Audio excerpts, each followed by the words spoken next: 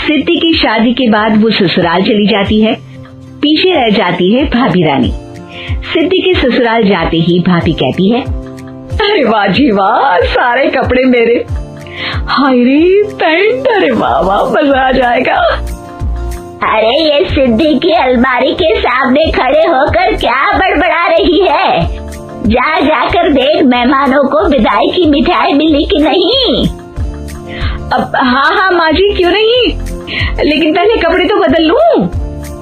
अब रानी आ जाती है सिद्धि के उन कपड़ों में जो वो ससुराल जाने से पहले घर छोड़ जाती है। अरे रानी, कुछ दिन रुक जाती। अरे ये तो सिद्धि बिटिया को मैंने ही दिया था, बड़ा ही फबता था उस पर, तो इस पर तो कुछ खास नहीं लग रहा। अब वो ना मेरे सारे कपड़े गीले थे तो सोचा पहन लूं। वैसे भी सिद्धि को कौन सा दिन पुराने आउटडेटेड कपड़ों को पहनना है। वैसे भी ये सूट तो मैंने तभी पहना था, वैसे खास है भी नहीं ये। हाँ ठीक है, लेकिन ना मेरी सिद्धि पर तो जमता था। सारे मेहमान चले जाते हैं और सिद्धि ससुराल से मायके पहली बार आती है। अपना घर, अपना कमरा, अपनी अलमारी। ये बोलकर जैसे ही सिद्धि अलमारी खोलती है तो सामने उसके कपड़ों की जगह कुछ और ही रखा होता है। माँ, ओ माँ, जरा कमरे में तो आना। सास और रानी वहां पहुंच जाते हैं। रानी ने पहनी होती है सिद्धि की जींस और टी शर्ट। अरे भाभी, ये क्या? ये तो मेरी बड़ी ही महंगी टी शर्ट है, इसे आपने घर में क्यों पहनी है? अरे बहुत मिलती है दीदी ये चौक की मार्केट में, 150 में।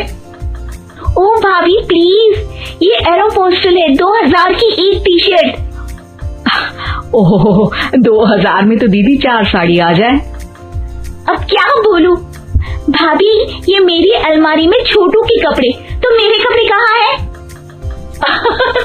मेरी अलमारी में? अब दीदी आपको कौन से पुराने कपड़े पहनने थे? माना भाभी, लेकिन मैं जब घर आती तो यही सब पहनती ना। अरे तुम तो बड़ी कंजूस हो दीदी। खैर, वक्त आता है जब सिद्धि ससुराल के लिए रवाना हो रही होती है। अरे रानी, अंदर से सिद्धि का गिफ्ट ले आ, लड़की पहली बार ससुराल से मायके आई है। रानी अंदर जाती है और एक सिंपल सी साड़ी लेकर बाहर आ जाती है। ये लीजिए माँ जी। सास बेटी को गिफ्ट देकर ससुराल भेजती है। अगले दिन रानी एक सुंदर सी साड़ी पहनकर सामने आती है। अरे रानी, ये तो वो साड़ी है जो मैंने सिद्धि को देने के लिए दी थी जब वो ससुराल ले जाती, लेकिन ये तूने कैसे पहन ली? अरे माँ जी, ये साड़ी तो मुझे बहुत पहले से ही पसंद थी, लेकिन चिंता ना करिए, मैंने सिद्धि के लिए भी अच्छी सी साड़ी दी है। हाँ। तभी सिद्धि का फोन आता है। क्या माँ, कुछ अच्छा तो दिया होता ससुराल ले जाने के लिए। अरे पहले दिखा दिया होता। यूं चमकते हुए पैकेट में नौकरानी वाली साड़ी मत दिया करो माँ। अरे बेटे, वो तेरी भाभी ने ना गलती से उससे पैकेट बदल गया। हाँ, मैं कल ही तेरे भाई के हाथ से तेरा वाला पैकेट भेज दूंगी। अरे रहने दो माँ, आई एम श्योर भाभी ने अभी वही साड़ी पहनी होगी जो तुमने मेरे लिए रखी थी। तुम तो समझ नहीं पाई उनको। खैर छोड़ो, मैं ज्यादा बोलती अच्छी नहीं लगती, रहने दो, आपको उन्हीं के साथ रहना है, फिर बात करेंगे। सास को रानी पर गुस्सा आ जाता है। वो उसके कमरे में जाती है जहाँ वो शादी का एल्बम देख रही होती है। रानी, मार्केट जाकर एक ऐसी ही साड़ी लेकर आ, कल प्रतीक जाकर सिद्धि के घर दे आएगा। अरे क्यों माँ जी, कितनी साड़ी देनी है दीदी को? यहाँ कोई सेल लगी है क्या? अरे चुप कर, मेरे बेटी के हिस्से की साड़ी खुद पहन ली, अब ज्यादा ज्ञान बांट रही है। एक दिन सिद्धि का फोन आता है।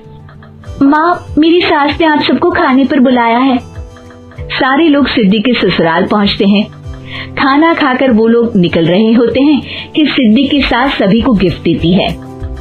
अरे बहन जी, बेटी के घर का खाना खा लिया, यही बहुत है जो आप ऊपर से गिफ्ट भी दे रही है।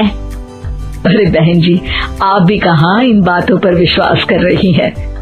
सास सभी को गिफ्ट देती है, लेकिन रानी को जो साड़ी देती है वो अजीब सी हरे रंग की लाल रंग की बड़ी छाप वाली होती है। अरे चीची, ये कौन पहनेगा?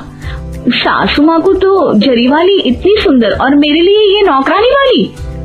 अरे भाभी, दरअसल मैं जब भी घर आती थी आप वापसी में ऐसी ही साड़ी देती थी ना, तो माँ ने सोचा कि आपको आपकी पसंद की ही साड़ी क्यों ना दी जाए। बेचारी रानी, बोलती भी तो क्या। सिद्धि और सास रानी का चेहरा देखकर हंसने लगती है, तो रानी समझ जाती है कि अपने ही बिछाए जाल में वो फंस